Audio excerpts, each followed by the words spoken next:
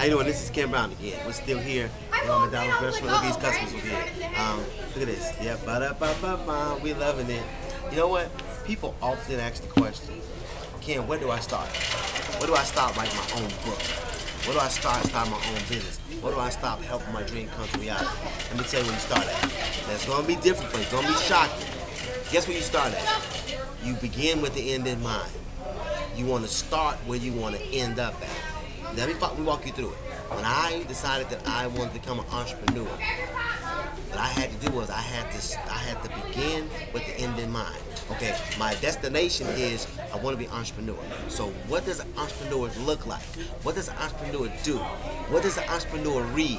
Yeah, I said it. What does an entrepreneur read? Because remember, what you read on and what you feed on. The first thing you have to do is you have to become a subject matter expert in the industry or discipline that you want. So you have to read books. You have to listen to tapes about the people, places, and things that you aspire to be. So you got to begin with the end in mind because you have to totally submerge yourself in it. It has to become like almost an obsession. I know people say that being obsessed is not good, but being obsessed with the right thing is the right thing to do. I'm gonna say it again for you. Yes, being obsessed with the right thing is the right thing to do. So you have to be totally consumed and obsessed with your dreams. So begin with the end in mind. So once again, so when I decided I wanted to become an entrepreneur, the first thing I did was I started reading about, I started talking to, I started associating with entrepreneurs because that is where I wanted to start. That's where I wanted to end up at. So then I took a leap of faith. And I took a job in a restaurant, not to make money.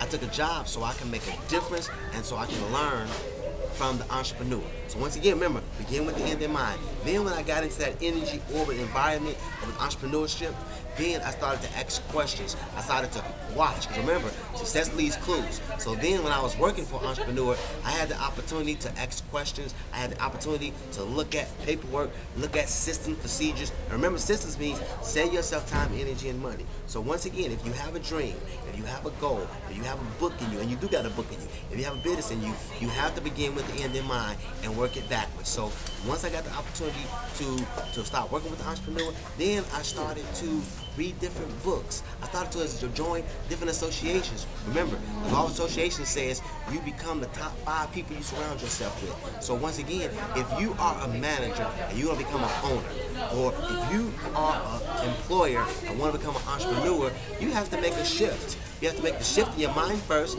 then you have to make the shift physically. You have to associate with other people because you can't be what you can't see. I love that. I'm saying it again for you. You cannot be what you can't see. So once again, I went in there and started working with the entrepreneur. I started following his clues, looking at his habits. Remember, success is a planned event.